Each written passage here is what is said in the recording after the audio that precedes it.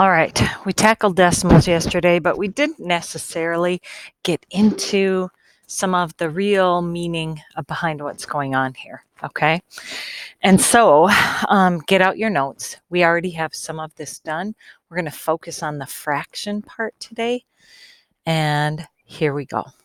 All right, so we talked a little bit about dividing by 2, and I had you section off or look at a diagram and tackle it from here, where we said, 12 divided by 2 is 6, long division way, it's 6, and how that's different than dividing by 1/2. So let's just regroup here a little bit.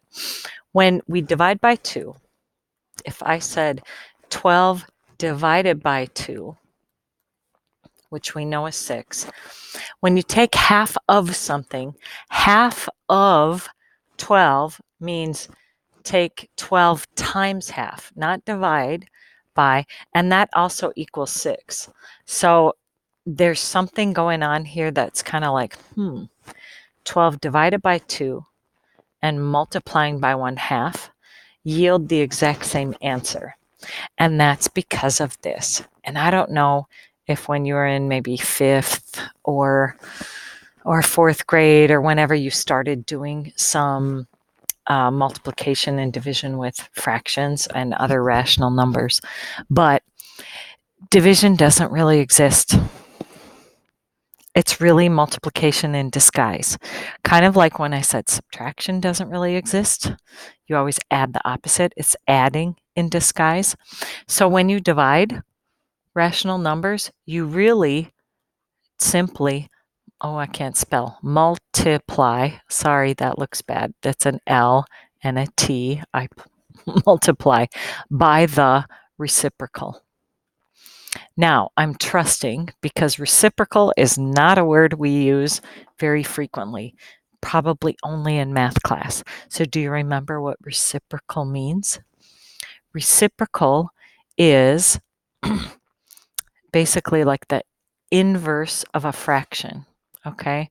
And I shouldn't say inverse, but it's taking the fraction and switching the numerator and denominator, okay?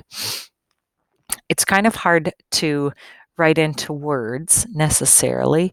Your book probably has a long, wordy definition.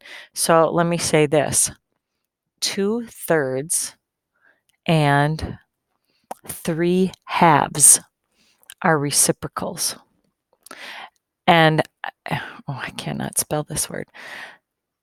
I would say the biggest property that I want you to notice is that when you multiply reciprocals, the product of two reciprocals always equals 1. The product equals 1. If I take 2/3 times 3/2, I will get 6/6, which is 1. Okay? Anytime you do it, that's what happens. So if I'm going to define division as multiplying by the reciprocal, keep in mind what this problem says. 12 divided by 2 is the same as 12. Change this to multiply and change this to the reciprocal. Sometimes we get used to just saying flip it, but I really am going to stick to the word reciprocal. Multiply by the reciprocal. So let's take a look at this one. 2/3 divided by 5/12. I don't like the way this is. You know, when you type it, you kind of have to write it horizontally, and I'd rather write my fractions vertically. 2/3 divided by 5/12 means this. Okay, that means 2/3.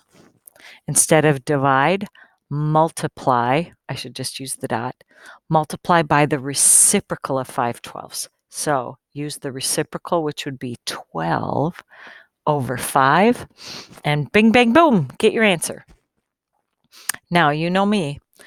You certainly can make this 24 over 15, but I don't like to. That's a, oops, 3 and a 5, because I know that 3 is a factor of 12, and I can simplify that right away.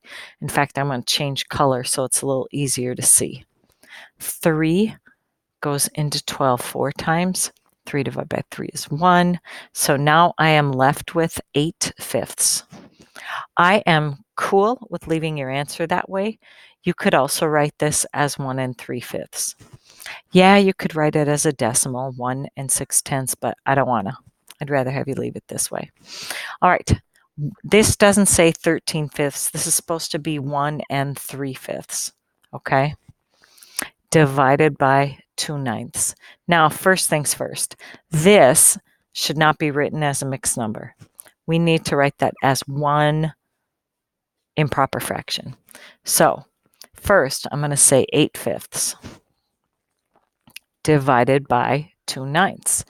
Then, once you have all of your improper fractions, the first number stays the same, okay? And you change divide to multiply by the reciprocal. Boom. I'm going to say change it into one giant fraction. 8 times 9, 5 times 2. I would simplify. I'll change color again just because I can. 2 is a factor of 8.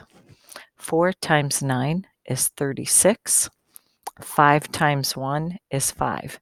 I am totally fine with you leaving it as an improper fraction if it's in simplest form. This is the equivalent of the mixed number 7 and 1/5. Now, take a look down here at this row. This is to illustrate what is going on with your sign. Okay, so this was just a little review. Hey, how do I divide fractions? Now, come down here and we're throwing the sign in there. Positive divided by a negative is negative. 12 divided by 4, then just do the absolute value. You get 3/1, which is 3. This one, negative sign in the numerator, denominator's positive. Different signs. Negative answer. 12 divided by 4 is 3. What is going on here? In parentheses, it says, hey, will you simplify this first? 12 divided by 4 is 3. But you have this sign out front. So usually we read that as the opposite of. This really means the opposite of 3, which is -3. That sign stays there. Okay? Let's look at a couple more. All right, it says write 2 equivalent expressions for each quotient. 14 over -7. Now, I know that equals -2. That's not really what they're after here. What they're after here is saying this would be the same as, equivalent, if I had -14 over +7. Okay, see what I mean? I just moved the negative sign. It's still going to be the same value. Or if I had it out front, and I said 14 divided by 7, meaning the opposite of that. Those are exactly the equivalent, the same value. Do the same thing here. 32, -32 over -8 gives you a positive answer. That would be the same as +32 over +8. Or,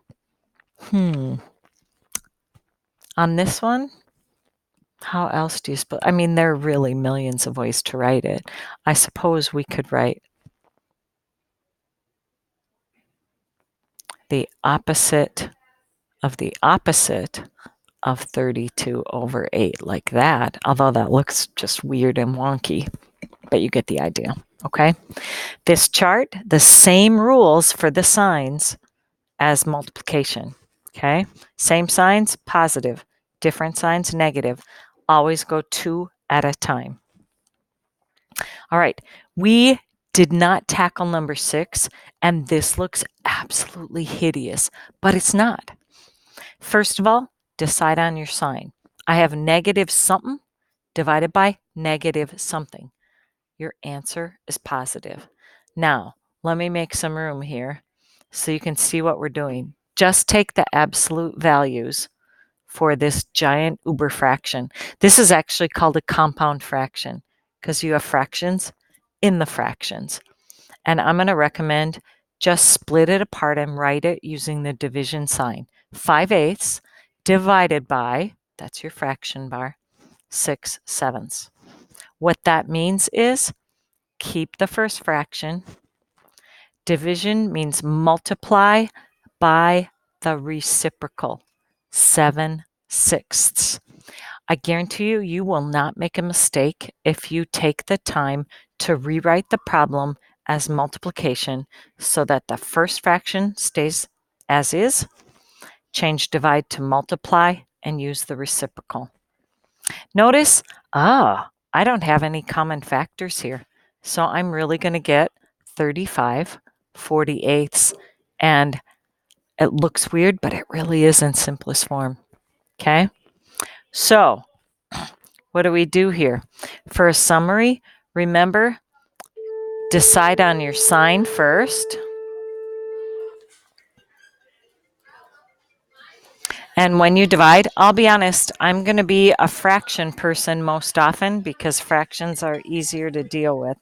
So what I would recommend is always remember that when you want to divide, so I'll say to divide, and I'm going to use the symbol because these are our notes, comma, and I'll write multiply out in words.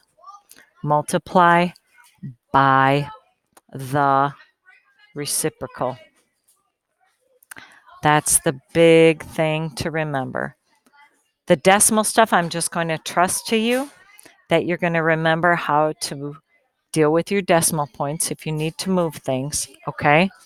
And then have that mental picture in your head, because dividing by a number less than 1, dividing by a number less than 1 gives you a larger answer, all right? So go ahead, use Schoology to check what your assignment is, and good luck. May the force be with you.